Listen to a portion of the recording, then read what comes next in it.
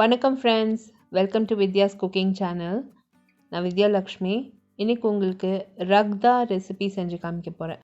இந்த ரக்தா வந்து நீங்கள் ஆலு டிக்கி மேலே சர்வ் பண்ணலாம், இல்லைனா பானி பூரிக்கு நீங்கள் சர்வ் பண்ணலாம், நான்ஸோடு சர்வ் பண்ணலாம், பிரெட் டோஸ்ட்டோடு வச்சு சாப்பிட்லாம். ரொம்பவே அருமையாக இருக்கும். ஸ்ட்ரீட் ஃபுட் ஸ்டைலில் இந்த ரக்தா ரெசிபி செஞ்சு காமிக்க போகிறேன்.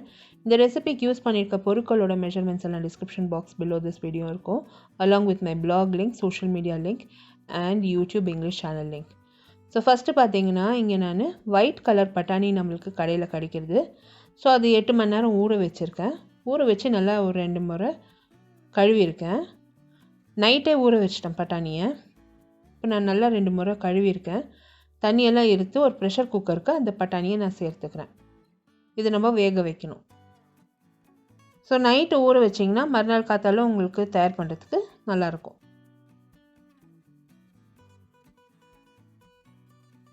இந்த பட்டாணி வந்து குக்கரில் சேர்த்துக்கினேன். இதில் வந்து பெருங்காயம் தூளும் மஞ்சள் பொடியும் நான் சேர்த்துக்க போகிறேன்.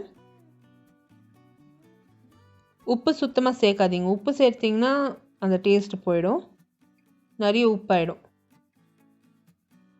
2.5 கிளாஸ் அளவுக்கு தண்ணி சேர்த்துருக்கேன். அதாவது அந்த பட்டாணி முழுகிற வரைக்கும் நம்ம தண்ணி சேர்க்கணும். பாருங்கள், குக்கரை வந்து நான் மூடி போட்டு நல்லா வேக வச்சிட்டேன். இந்த பட்டாணி நல்லா வெந்திருக்குங்க.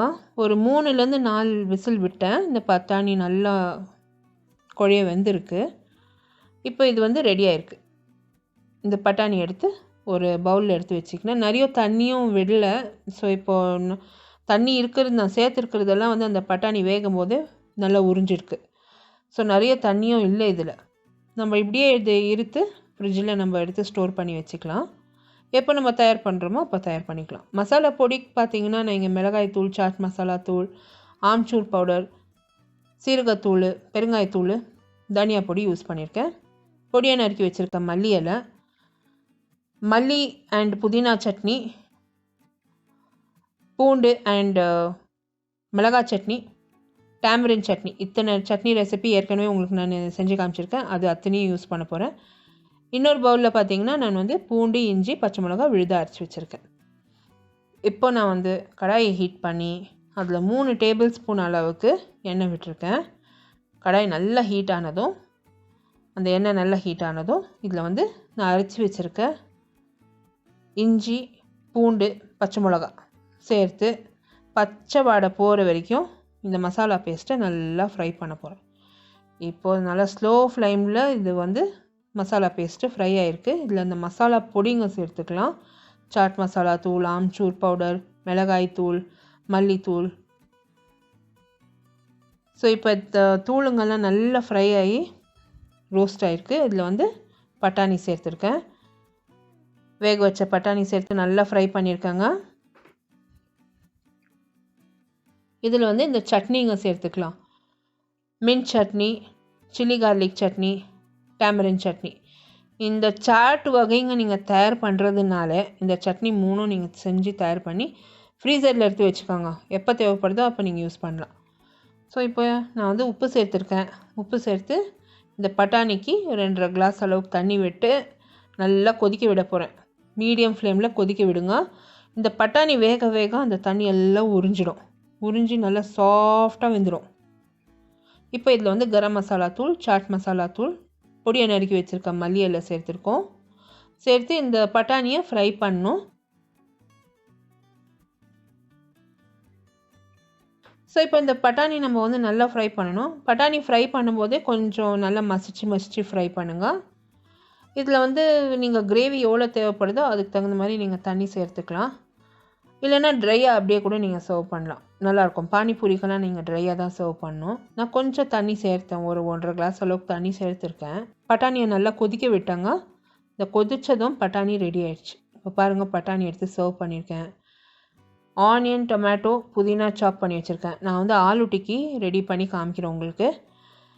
இங்கே சட்னிங்க 2ம் எடுத்து வச்சுருக்கேன். சில்லி சட்னி, மின்ட் சட்னி, சாட் மசாலா தூள், மிளகாய் தூள் அண்ட் டேமரின் சட்னி, ஆலு டிக்கி நான் தயார் பண்ணி வச்சுருக்கேன். ஆலு டிக்கி எடுத்து ரெடியாக வச்சுருக்கேன்.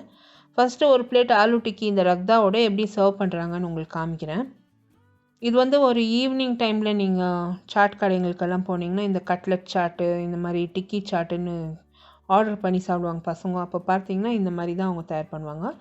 ஃபஸ்ட்டு இந்த ஆலு டிக்கியை லைட்டாக உடச்சி விட்டுடணும். அது மேலே வந்து இந்த ரக்தாவை நம்ம வந்து மேலே சேர்க்கணும். ஒரு 3லேருந்து 4 டேபிள் ஸ்பூன் நீங்கள் சேர்த்தா போதும். இதுக்கு மேலே வந்து நம்ம ஏற்கனவே அரைச்சி வச்சுருக்க மல்லி சட்னி சேர்த்துக்கணும். கொஞ்சமாக அந்த டேமரின் சட்னி சேர்த்துக்கணும். இந்த பூண்டு மிளகாய் சட்னி சேர்த்துக்கணும். இதுக்கு மேலே பொடியை நறுக்கி வச்சுருக்க வெங்காயம், டொமேட்டோ, மல்லி இலை, மிளகாய் தூள், சாட் மசாலா தூள், சேவ், கொஞ்சமாக சேவ் நான் வந்து மேலே ஓமப்பொடி தூவியிருக்கேன். இதை அப்படியே பரிமாறணும். எவ்வளோ சூடாக இது நீங்கள் சாப்பிட்றீங்களோ அவ்வளோ நல்லாயிருக்கும். இது ரொம்பவே டேஸ்டியான ஒரு டிஷ்ஷு. இந்த ரக்தாவோட அந்த ஆலு டிக்கி ஒரு நல்ல காம்பினேஷன். இந்த ரக்தா ஆலு டிக்கியோடு தான் சாப்பிட்ணுன்னு இல்லை, நீங்கள் பானிபூரியோட கூட வச்சு இதை நீங்கள் சர்வ் பண்ணலாம். ரொம்ப நல்லாயிருக்கும். நானோட சர்வ் பண்ணலாம், பிரெட் டோஸ்ட்டோட சர்வ் பண்ணலாம். ரெசிபியில் யூஸ் பண்ணியிருக்க இன்க்ரீடியன்ட்ஸ் எல்லாமே வந்து description box below this video இருக்கும். All the links to my blog and social media, YouTube English சேனலோட லிங்க் எல்லாமே வந்து description box below this video post பண்ணியிருக்கேன். இந்த ரக்தா பேட்டிஸ் ரொம்பவே அருமையாக இருந்தது. அலாங் வித் பானிபூரி கூட ரொம்ப நல்லா இருந்தது. நாங்கள் ரொம்ப என்ஜாய் பண்ணோம். கண்டிப்பாக ட்ரை பண்ணிவிட்டு உங்களோட காமெண்ட்ஸ் போஸ்ட் பண்ணுங்கள். இந்த வீடியோ ரெசிபி நீங்கள் பார்த்து என்ஜாய் பண்ணிங்கன்னா எனக்கு ஒரு தம்ஸ் அப் கொடுத்து சப்ஸ்கிரைப் பண்ணுங்கள். அடுத்த புதிய ரெசிபியோடு உங்களை நான் மறுபடியும் சந்திக்கும் வரை, this is Vidya Lakshmi. Thank you so much for வாட்சிங். பை.